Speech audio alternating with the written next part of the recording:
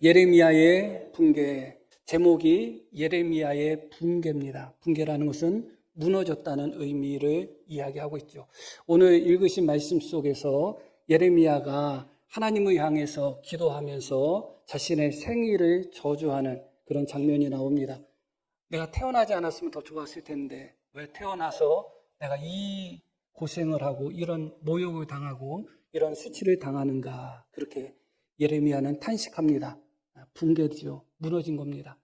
예레미야가 무너지지 않았다면, 그의 마음이 무너지지 않고 그의 믿음이 무너지지 않고 하나님과의 관계가 무너지지 않았다면 왜 하나님이 나를 태어나게 하셨고 왜 부모가 나를 낳아서 내가 왜 이 고생을 당하는가, 그런 말이 나오지 않습니다. 예레미야는 무너졌습니다. 그런데 하나님께서 예레미야를 부르시는 장면이 1장에 나옵니다. 한번 1장 말씀부터 한번 볼게요. 17절 말씀입니다. 그러므로 너는 내 허리를 동이고 일어나 내가 네게 명령한 바를 다 그들에게 말하라. 그들 때문에 두려워하지 말라. 내가 그들 앞에서 두려움을 당하지 않게 하리라.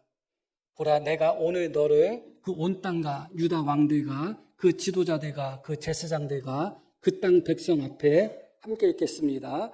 견고한 성읍, 쇠기둥, 노성벽이 되게 하였은즉 그들이 너를 치나 너를 이기지 못하리니 이는 내가 너와 함께 하여며 너를 구원할 것임이라. 여호와의 말이니라. 아멘. 자, 18절 말씀을 다시 한번 볼게요. 하나님께서 예레미야를 세우시면서 뭐라고 말씀하셨는가? 그 땅 백성 앞에 견고한 성읍으로 너를 세웠다. 너를 쇠기둥으로 세웠고 너를 노성벽으로 세웠다. 이렇게 말씀합니다. 하나같이 비슷한 이미지입니다. 견고한, 흔들리지 않는, 무너지지 않는 성읍을 의미합니다. 쇠기둥, 당연하죠. 쇠기둥을 부러뜨릴 수 있겠어요? 부러지지 않고 무너지지 않는 쇠기둥. 노수로 만든 성벽, 노수로 만든 성벽을 누가 부수겠어요? 성벽이 흙으로 만들어지고 나무로 만들어지면 태우고 부술 수 있지만 노성벽은 부술 수가 없습니다. 네, 하나님은 예레미야가 녹기둥이 되기를 원하고 견고한 성읍, 쇠기둥 같은 노성벽 같은 흔들리지 않고 무너지지 않고 끝까지 자기를 지키며 믿음을 지키며 하나님의 선지자로서 흔들리지 않는 모습 속에서 사역하기를 원하셨는데 어느 순간 봤더니 예레미야는 녹기둥, 쇠기둥의 모습, 노성벽의 모습은 온데간데 없고 흔들리고 무너지고 하는 모습이 가득했습니다. 왜 그랬는가? 오늘 이 말씀에 보면 지도자들과 제사장들과 그 땅 백성 앞에 이렇게 말씀이 나오죠. 하나님께서 예레미야를 선지자로 선택하셔서 보내셨는데 백성들이 예레미야를 통해서 선포된 말씀을 듣지를 않습니다. 백성들은 도리어 예레미야를 대적하고 죽이려고 하는 겁니다. 그럴 수도 있다 생각할 수도 있겠습니다. 그런데 심지어 그 땅의 제사장들조차도 예레미야를 죽이려고 하고 음모를 꾸미고 그렇습니다. 그럴 수도 있겠다 싶은데 지도자들도 예레미야를 죽이려고 합니다. 왕도 예레미야를 죽이려고 합니다. 함정에 빠뜨리고 구덩이에 빠뜨리고 감옥에 집어넣고 착고에 채우고 매를 때리고 그런 일들을 모든 사람들이 다 합니다. 심지어 오늘 말씀 10절에도 보면 한번 10절 말씀 한번 볼까요? 본문. 나는 무리의 비방과 사방이 두려워함을 들었나이다. 그들이 이르기를 고소하라 우리도 고소하리라 하오며 내 친한 벗도 다 내가 실족하기를 기다리며 그가 혹시 유혹을 받게 되면 우리가 그를 이기어 우리 원수를 갚자나이다. 이 말을 누가 하냐? 내 친한 벗. 예레미야의 친한 벗.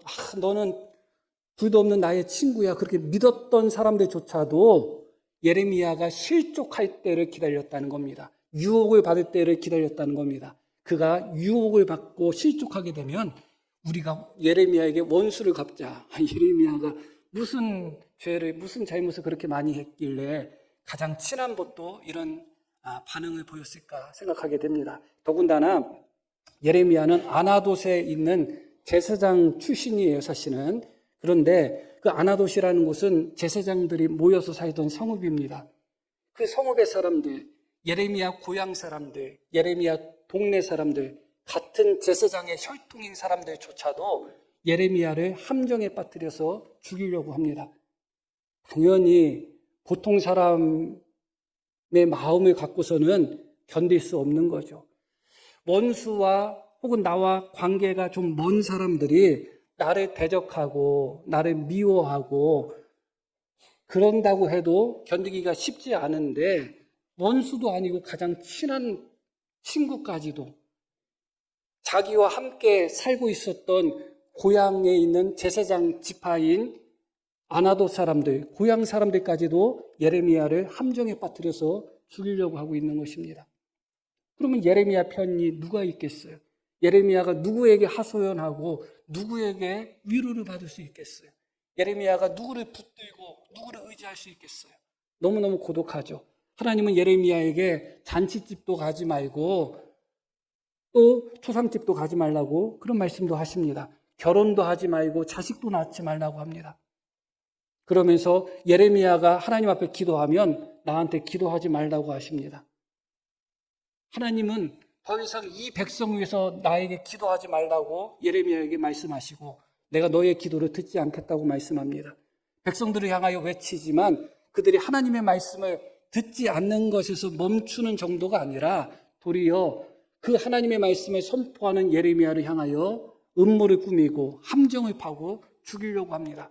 그런 사람들이, 백성들이 그러고 있습니다. 제사장들이 그러고 있습니다. 선지자들이 그러고 있습니다. 자기와 가장 친한 친구들까지 그러고 있고 자기 고향 사람들까지도 예레미야를 죽이려고 하고 있습니다. 이 순간에 예레미야는 견고한 성읍으로서, 노성벽으로서, 세기둥으로서 끝까지 흔들리지 않고 무너지지 않고 하나님의 사역을 감당해야 되지만 결국은 무너질 수밖에 없었습니다. 참 그 무너지는 장면을 보면 너무나 안타깝습니다. 15장 말씀을 한번 보겠습니다. 내게 재앙이로다 나의 어머니여, 어머니께서 나를 온 세계에 다투는 자와 싸우는 자를 만날 자로 낳으셨도다. 내게 재앙이다. 어머니가 왜 나를 낳으셨습니까? 그런 이야기죠. 나를 낳으려면 잘 낳아야 되는데 왜 나를 온 세계에 다투는 자와 싸우는 자로 만날 자로 그렇게 낳으셨습니까? 그렇게 예레미야가 이야기합니다. 여호와여, 주께서 아시오니 원하건대 주는 나를 기억하시며 돌보시사 나를 박해하는 자에게 보복하시고, 뭐라고 그래요? 나를 박해하는 자에게 보복하시고 주의 오래 참으심으로 말미암아 나로 멸망하지 아니하게 하옵소서. 주를 위하여 내가 부끄러움을 당하는 줄을 아시옵소서. 주님 때문에 내가 부끄러움 당한다는 것을 아시옵소서. 만군의 하나님 여호와시여, 나는 주의 이름으로 일컬음을 받는 자라. 내가 주의 말씀을 얻어먹었사오니 주의 말씀은 내게 기쁨과 내 마음의 즐거움이라. 내가 기뻐하는 자의 모임 가운데 앉지 아니하며 내가 기뻐하는 자의 모임 가운데 앉지 아니하며 즐거워하지도 아니하고 주의 손에 붙들려 홀로 앉았사오니 이는 주께서 분노로 내게 채우셨습니다. 나의 고통이 계속하며 상처가 중하여 낫지 아니함은 어찌 됨이니까. 주께서는 내게 대하여 물이 말라서 속이는 신에 같으시리라. 너무 충격적인 말씀들이 이어지고 있죠. 예레미야가 이런 사람이었을까? 18절에는 뭐라고 이야기하겠어요? 주께서는 내게 대하여 물이 말라서 속이는 시내와 같다. 하나님은 사기꾼이십니다. 그런 의미예요. 그리고 자신을 대적하는 백성들을 향하여 하나님 원수를 갚아주십시오. 보복하여 주십시오. 하나님께 그렇게 기도합니다. 예레미야는 그런 사람이 아니었죠. 그러나 말씀드렸듯이 백성들의 완악함 속에서 모든 백성들이 예레미야를 대적하고 심지어 그의 동료들인 고향 사람들, 예레미야의 친구까지도, 그리고 제사장들까지도, 선지자들까지도, 모든 사람들 예외 없이 모든 사람들이 완악함 가운데 예레미야를 대적하고 예레미야를 죽이려는 그런 모습 속에서 예레미야의 심령이 크게 무너지고 말았던 것입니다. 백성들이 무너지는 그 자리에서 예레미야도 함께 무너지고 말았습니다.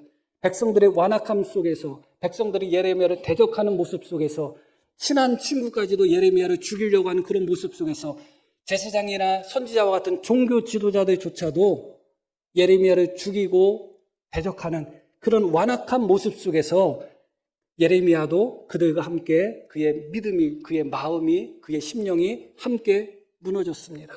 그 누구도 예레미야 편에 선 사람이 없었고 그 누구도 예레미야 손에 붙들어 준 사람이 없었습니다. 아무도 예레미야를 위로한 사람은 없었습니다. 결국은 예레미야는 무너지고 말았던 것이죠. 어떤 공동체도 마찬가지입니다. 그렇게 함께 완악함 속에서 그렇게 함께 무너져가는 공동체가 있고 십자가의 공동체로서 함께 세워져가는 공동체가 있습니다. 너무너무 중요한 것이죠.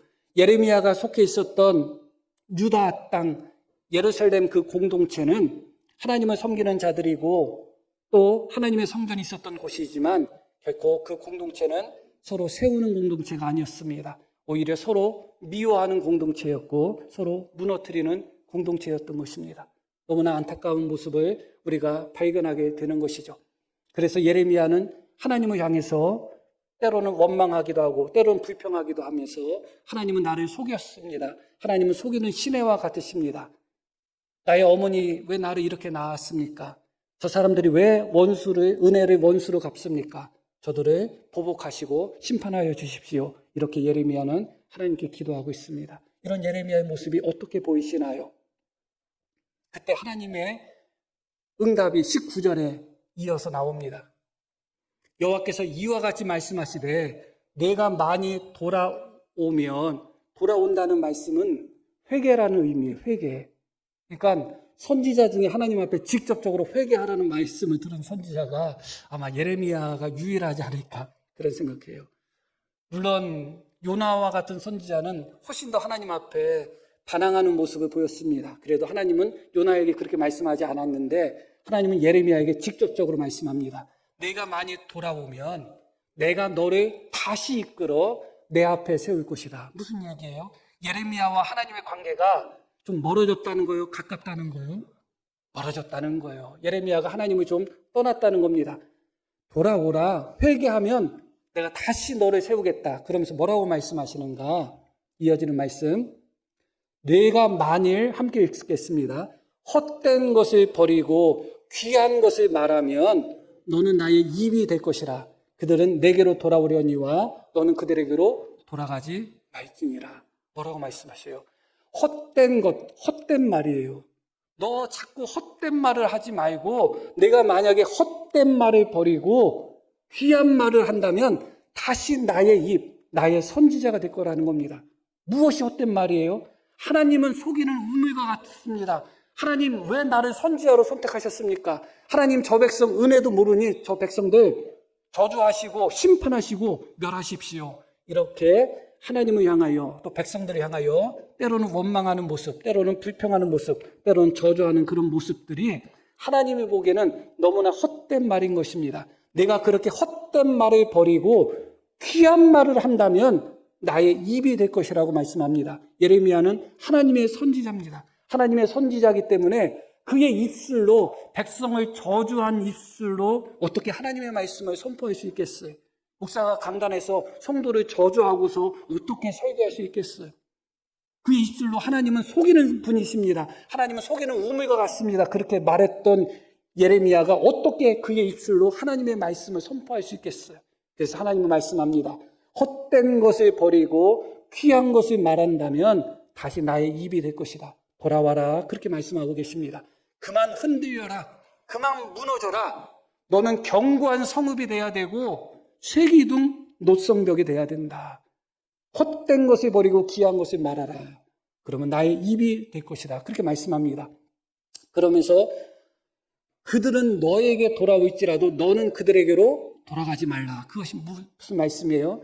지금 예레미야가 하나님과 백성 사이에 있다는 겁니다. 하나님께 붙어 있지 않고 하나님과 백성 사이에서 하나님께 갈까? 백성들처럼 그렇게 완악해질까? 그 사이에 있다는 겁니다.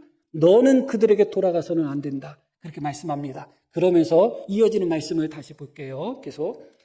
내가 너로 이 백성 앞에 함께 읽겠습니다. 견고한 노성벽이 되게 하리니 그들이 너를 칠지라도 이기지 못할 것은 내가 너와 함께하여 너를 구하여 건짐이라 여호와의 말씀이니라. 다시 하나님께서 예레미야에게 내게 돌아와라. 헛된 것을 그런 말을 하지 말고 귀한 말을 하는 자가 돼야 된다. 그러면서 내가 너를 다시 한번 노성벽으로 세우겠다고 말씀합니다. 그러면 어떻게 해야 될까요? 이제 예레미야는 하나님께로 돌아와야 되겠죠. 헛된 말을 내려놓고 귀한 말을 해야 되겠죠. 더 이상 붕괴돼서는 안 됩니다. 더 이상 흔들려서는 안 됩니다. 힘들고 고통스럽다고 해도 더 이상 무너져서 안 됩니다. 저들이 다 무너지는 삶을 산다고 해서 그들과 함께 무너져서 안 됩니다. 하나님은 다시 한번 예레미야에게 돌아오라고 말씀합니다. 다시 한번 노성벽의 삶을 살라고 말씀하고 계시는 겁니다.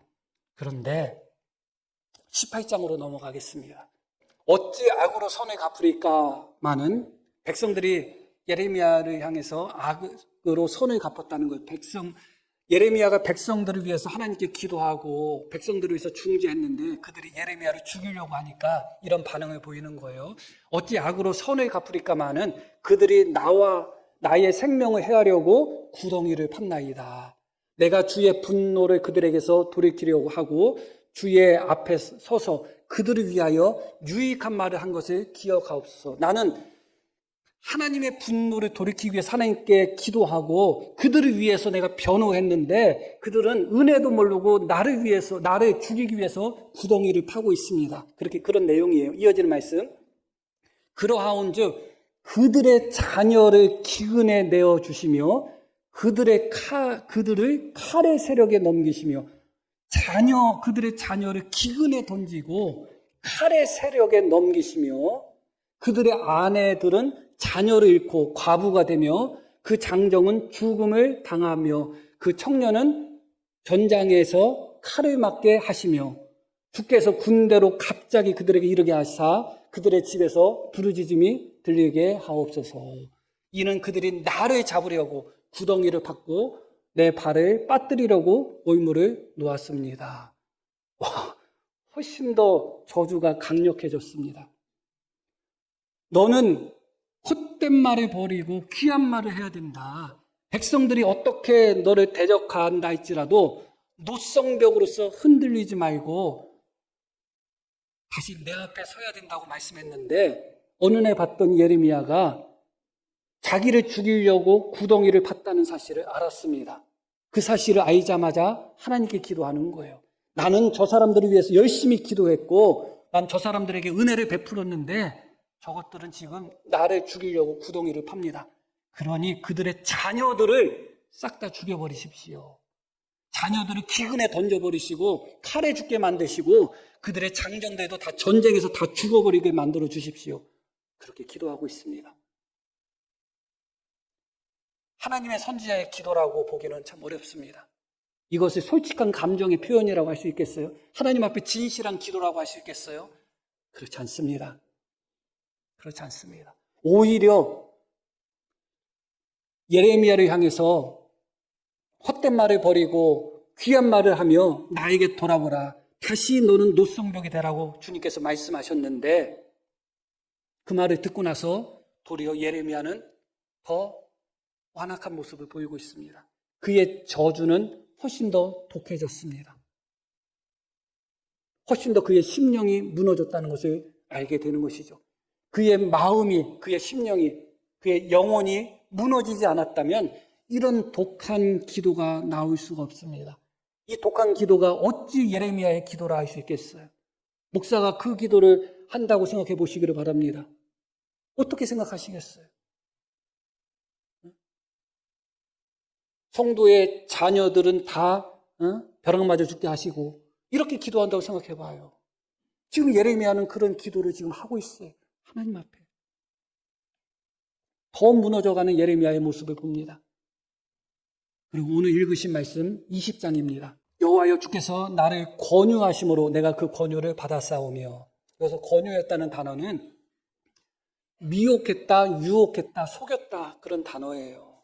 그런데 번역하는 분들이 하나님이 나를 속였습니다. 하나님이 나를 유혹했습니다. 그렇게 번역하기가 좀 어려우니까 완만하게 번역한 거예요.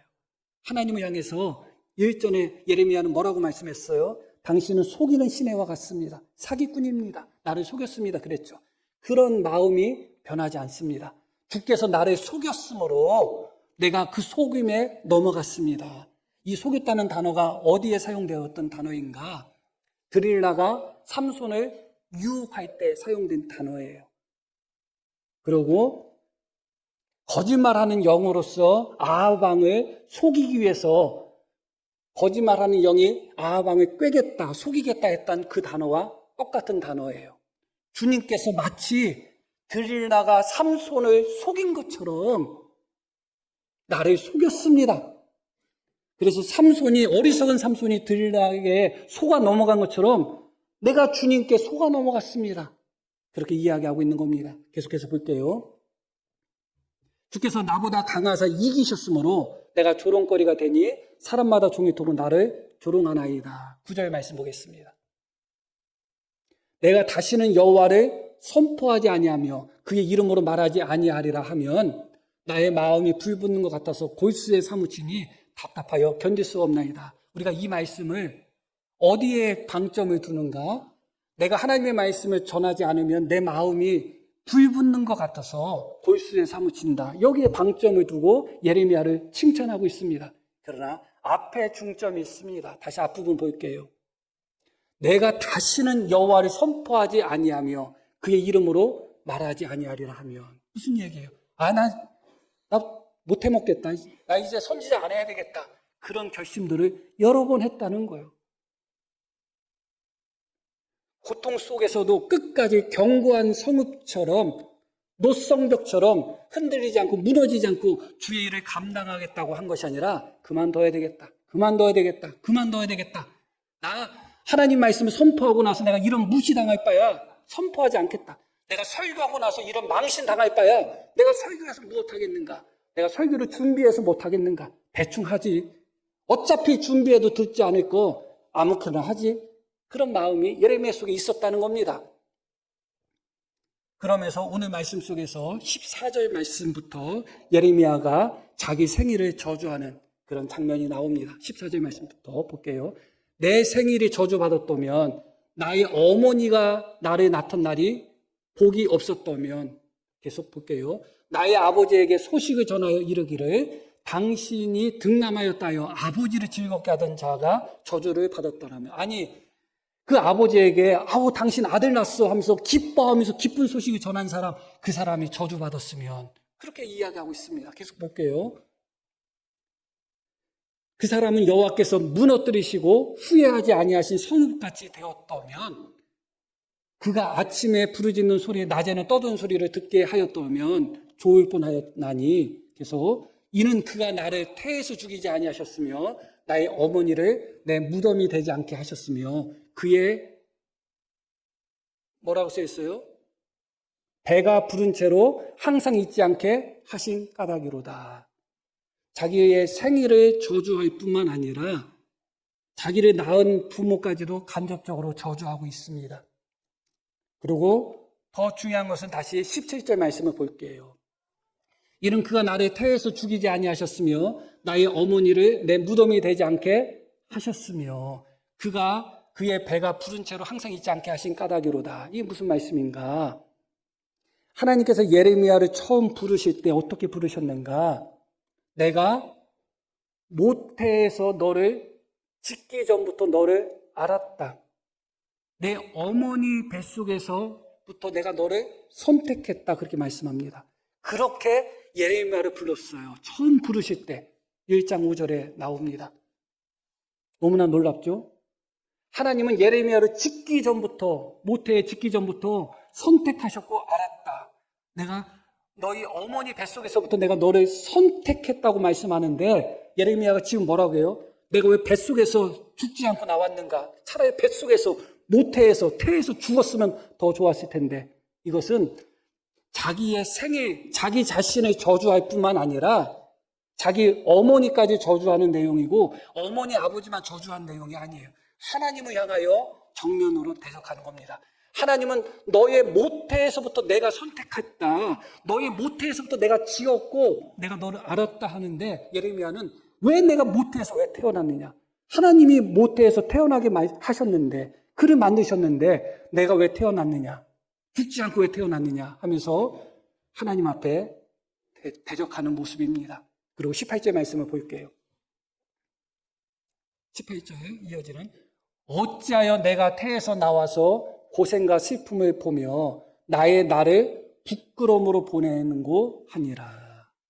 내가 왜 태에서 나와서 고생하고, 왜 하나님이 태에서부터 나를 선택하셔가지고, 왜 태에서부터 나를 지명하시고, 나를 왜 선지자로 어머니 뱃속에서부터 왜 선택하셔가지고, 내가 왜 이 고생을 하고, 내가 왜 이런 부끄러움을 당해야 되는가? 그렇게 이야기하고 있습니다. 너무너무 철저하게 무너져 있습니다. 얼마든지 충분히 예레미야의 마음, 심정, 충분히 이해가 가고 가슴 아픕니다. 같은 목사로서 성도님들이 보셔도 가슴 아플 겁니다. 충분히 그럴 수도 있겠다 하는 생각이 듭니다. 그러나 충분히 그럴 수도 있다는 생각이 들면서도 최소한 예레미야는 한 사람은 아니구나, 한 사람이 아니라는 것이 무슨 말씀인가? 5장 1절 너희는 예루살렘 거리로 빨리 다니며 그 넓은 거리에서 찾아보고 알라. 너희가 많이 정의를 행하며 진리를 구하는 자를 한 사람이라도 찾으면 내가 이 성읍을 용서하리라. 하나님께서 뭐라고 말씀하셨는가? 이 예루살렘에서 정의를 행하고 진리를 구하는 자 한 사람이라도 있으면 내가 용서하겠다. 무엇이 생각이 나죠? 아브라함이 소돔 성읍에서 기도하는 장면이 생각나죠. 물론 예루살렘이 그만큼 완악하고 패역했다는 것을 보여주는 말씀이에요. 그러나 단지 예루살렘이 그만큼 완악하고 패역했다는 것을 수사적으로, 과장법적으로 보여주기 위한 말씀으로만 이해할 수 없어요. 저는 예전부터 이 말씀을 읽으면서 한 사람이면 예레미야면 되지 않을까? 그런 생각을 했어요. 그러나 오늘 말씀을 보면 너희가 한 사람이라도 정의를 행하고 의를 행하고 정직한 자를 찾기만 하면 내가 용서하겠다고 할 때 예레미야는 내가 여기 있습니다 외치지 못했습니다. 외칠 수 없었죠. 오늘 읽으신 말씀, 오늘 들으신 말씀으로 예레미야가 하나님이 찾으시는 그 경건한 사람, 하나님이 찾으시는 그 온전한 사람, 하나님이 찾으시는 그 정직하고 의로운 사람의 기준에 들어가나요? 저는 들어가지 못한다고 생각합니다. 예레미야조차도 한 사람이 되지 못했습니다. 자기를 핍박하는 자를 향해서 저주합니다. 똑같이 저주합니다. 그들의 자녀를 저주하고 그들의 가문을 저주해버립니다. 기근에 죽게 하게 해달라, 칼에 죽게 해달라, 전쟁에 죽게 해달라, 반드시 복수해 주십시오, 그렇게 외칩니다. 하나님이 찾으시는 한 사람에게 예레미야가 적합한 사람이었을까요? 내가 여기 있습니다, 예레미야가 그렇게 외칠 수 있었을까요? 불가능했다고 봅니다. 결국은 하나님이 찾으시는 한 분이 누구인가? 결국 예수님이 밖에 없잖아요. 욕을 당해도, 매를 맞으셔도, 부끄러움을 당해도 같이 욕하지 않고, 같이 대적하지 않고, 같이 저주하지 않으신 그분 한 분 예수님이 생각나잖아요. 자기를 함정에 빠뜨리려고 하고, 자기를 죽이려고 하고, 자기를 음모로서 대적하는 자들, 그것을 알 때마다 하나님 용서하지 마십시오, 죽이십시오, 심판하십시오, 저주를 내려주십시오, 그렇게 기도했던 예레미야와는 우리 예수님은 너무 다르잖아요. 십자가상에서도 주여 저들의 죄를 용서해 주십시오 외쳤잖아요. 엘리 라막사박다니가 무슨 뜻이에요? 나의 하나님 어찌하여 나를 버리셨습니까요? 하나님이 나를 버리셨다고 느끼는 그 순간에도 다 이루셨다고 말할 때까지 끝까지 십자가를 지신 분이 예수님이에요. 그러나 예레미야는 어떻게 해요?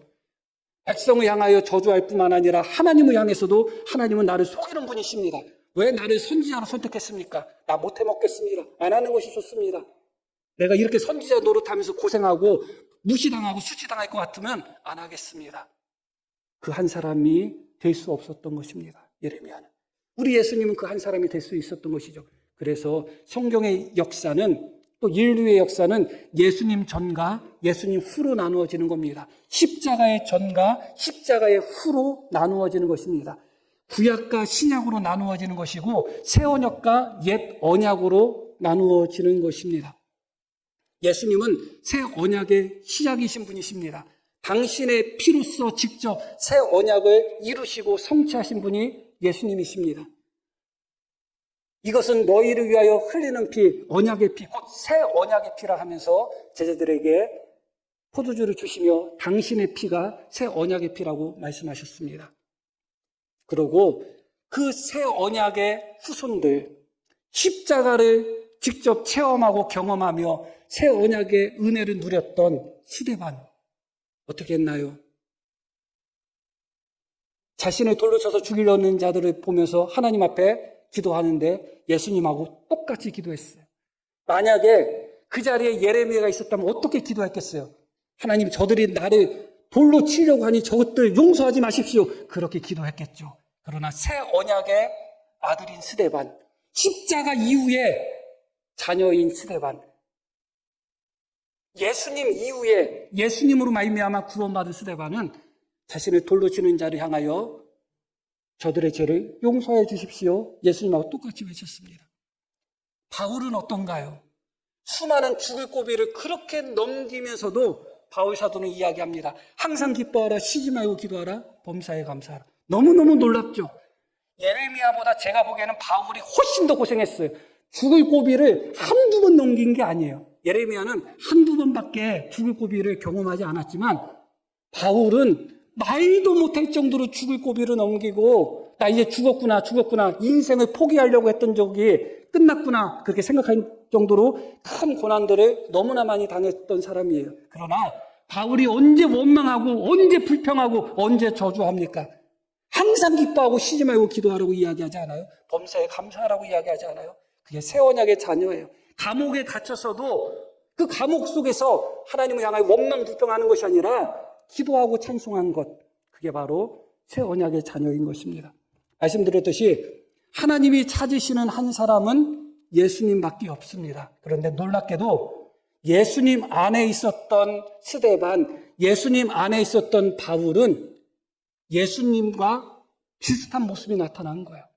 아, 그렇구나. 하나님이 찾으시는 한 사람은 예레미야는 될 수 없지만 예수님 안에 있었던 스데반은 하나님이 찾으시는 한 사람이 될 수 있겠구나. 예수님 안에 있었던 바울은 하나님이 찾으시는 한 사람이 될 수 있었겠구나 하는 생각을 하게 되었습니다. 우리도 마찬가지죠. 우리는 하나님이 찾으시는 한 사람이 될 수 없습니다. 목사도 마찬가지고요. 그런데 우리가 스데반처럼 바울처럼 예수님 안에 있다면 우리는 예수님의 몸이잖아요. 예수님의 지체잖아요. 그러면 우리도 하나님이 찾으시는 그 한 사람이 될 수가 있는 겁니다. 이것은 오늘 말씀 속에서 우리에게 주는 너무나 놀라운 도전인 것입니다. 말씀드렸듯이 예수님 이후로 새 언약과 옛 언약의 시대가 갈라집니다. 십자가 이후와 십자가 이전이 갈라지고 있습니다. 재미난 것은 무엇이냐? 새 언약에 대해서 첫 번째로 예언한 사람이 누구냐? 예레미야 선지자예요. 너무나 놀랍죠? 그런데 예레미야 선지자는 새 언약에 대해서 예언했지만 정작 본인은 새 언약 시대의 사람은 아니에요. 예언한 거예요. 장차 예수님으로 말미암아 이루어질 새 언약을 예언했지만 예레미야는 새 언약의 사람은 아니었어요. 그럼 무엇을 의미하느냐? 새 언약의 특징은 무엇이냐? 우리 마음판에 하나님의 말씀이 새겨지는 게 새 언약이에요. 기록된 돌판이나 종이에 하나님의 말씀이 새겨지는 것이 아니라 하나님께서 우리 마음판에 하나님의 말씀을 새기는 것, 그게 새 언약이에요.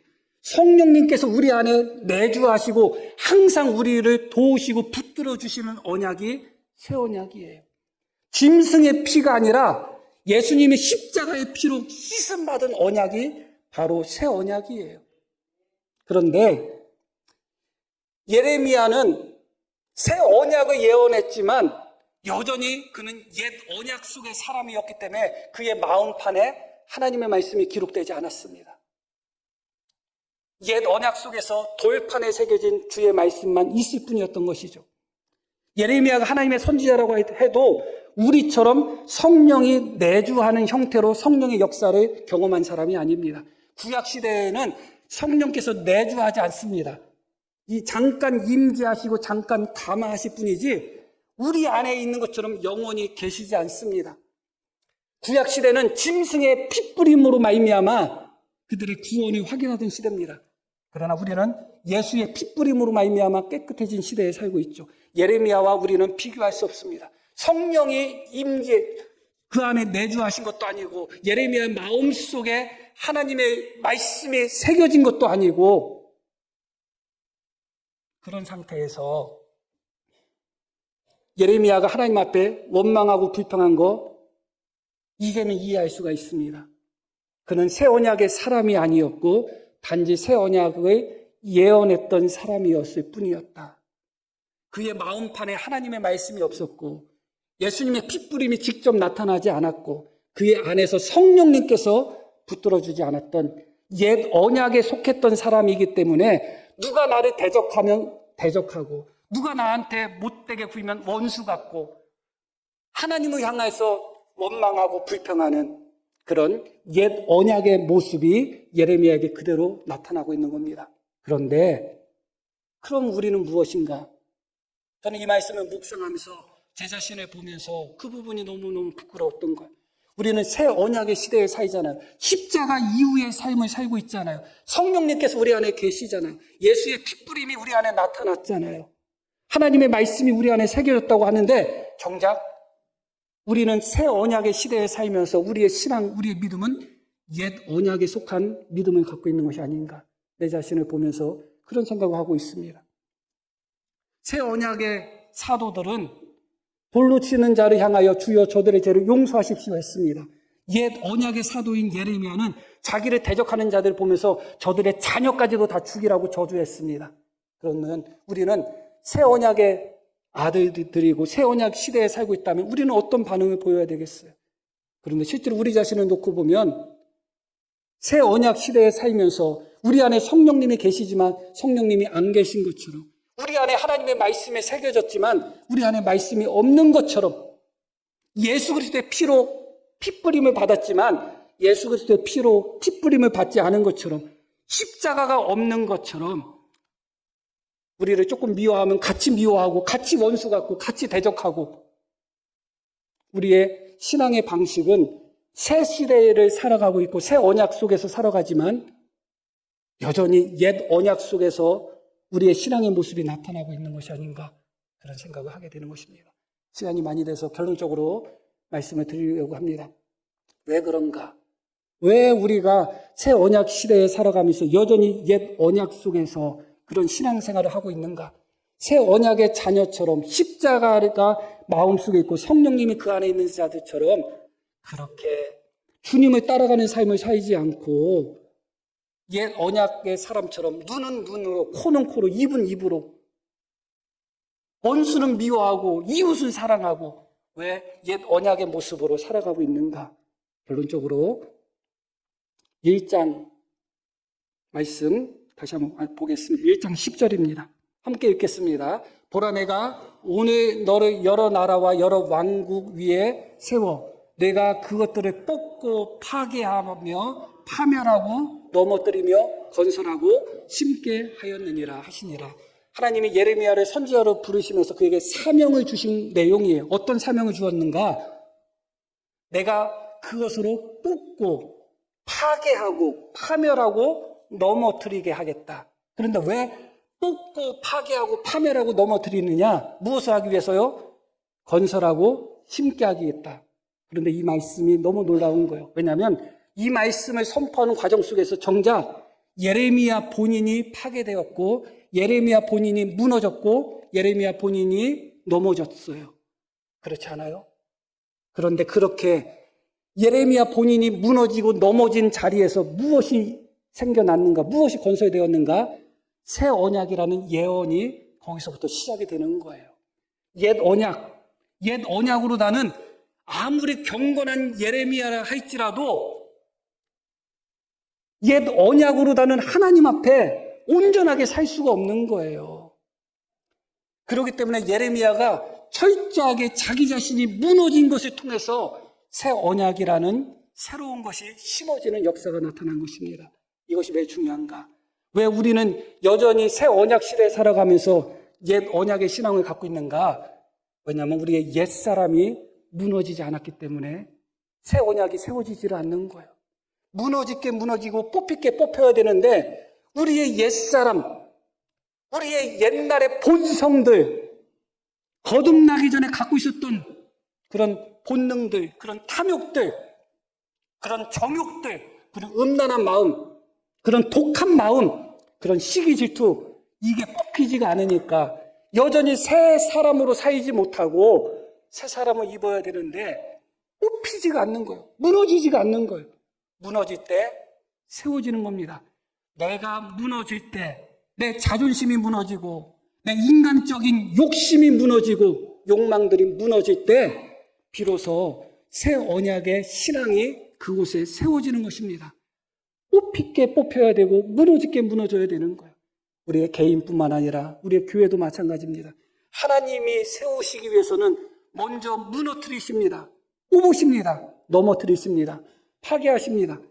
내 안에 파괴돼야 될 것들, 내 안에 무너져야 될 것들, 내 안에 뽑혀야 될 것들이 뽑히지 않고서는 우리가 새 언약 시대에 살아간다고 할지라도 새 언약의 자녀처럼 살 수 없습니다.